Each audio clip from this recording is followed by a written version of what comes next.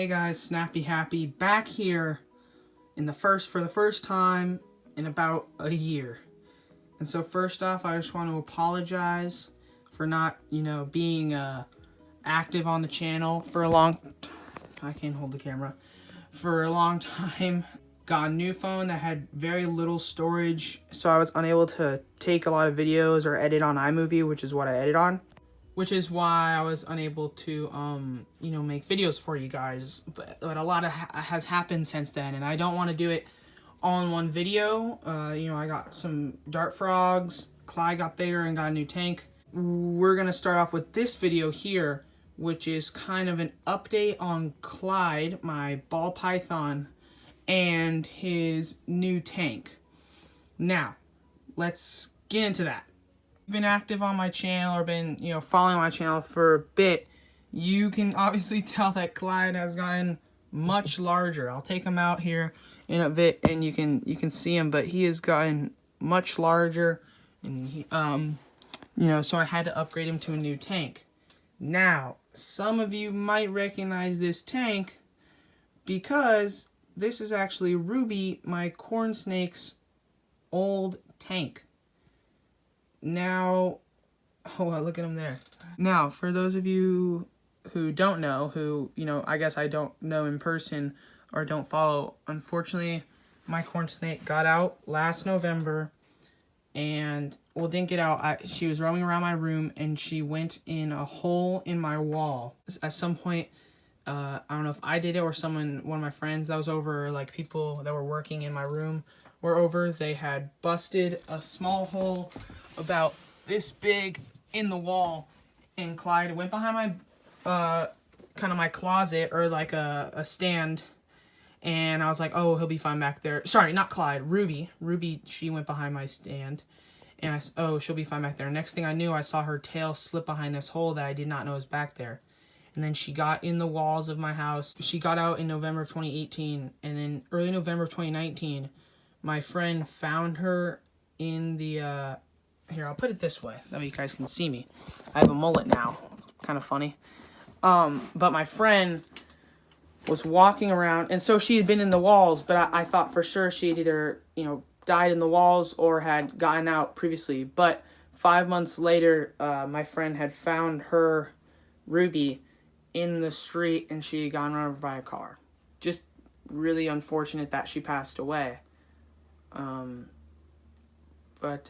that was really a bummer, and moving on from that, got pretty depressing, but there's one good thing that came out of it. Now her tank is now Clyde's tank. So we'll start to do a little run around of that. All right, so I'm gonna make this pretty quick, but we're gonna start off with the light. This is a Finex, I don't know if you can see that very well. Turn the light on. This is a Finex light. I don't know exactly what model, but it's very bright. It has a ton of different modes on this remote that I can change, and it has a 24-hour mode, so I don't even have to do anything, but throughout the day it'll change. So if I just put on 24-hour mode, and then it will, right now it's on, I think, 12 p.m., but then I can go 3 p.m., and then later in the day, and then this will gradually just cycle throughout the entire day until it gets back to daytime. So that way I really don't have to do anything. I just put on 24-hour mode. Next is this heat lamp. So I know most of you are thinking, ball pythons, they don't need heat lamps. Why do you have a heat lamp in there? Well, it's because the only source of, body heat he has besides that is this small side, I don't know if you can see it. It's this very small side heating pad from his old tank, which is down here. It's very small. So this is a 50-gallon. This was, I think, 20 or 15. So, big difference in size.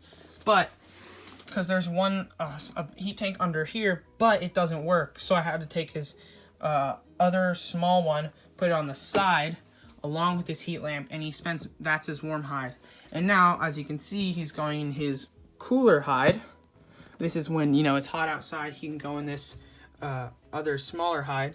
And you probably saw this one or you can go back on my channel and see, I had a video where I made Ruby, my corn snake, her tank, and this is actually the same substrate I used, but I used this piece of wood, some of these logs.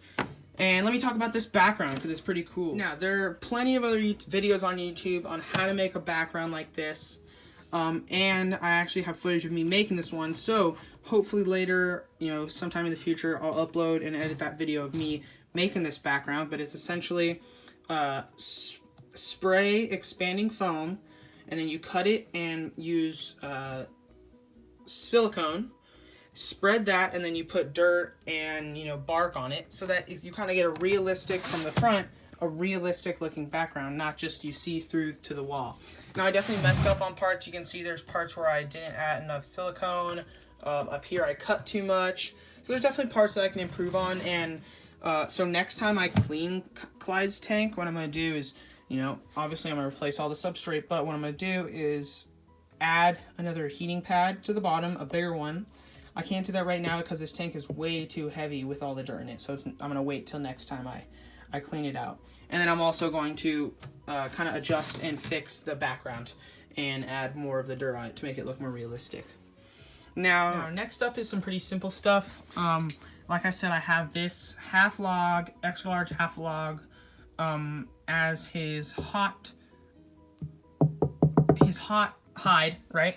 So, with the heat lamp that normally goes above it, and then the side heating pad, and eventually a lower heating pad, that's his hot one. So it's winter right now, so he's been chilling in there mostly.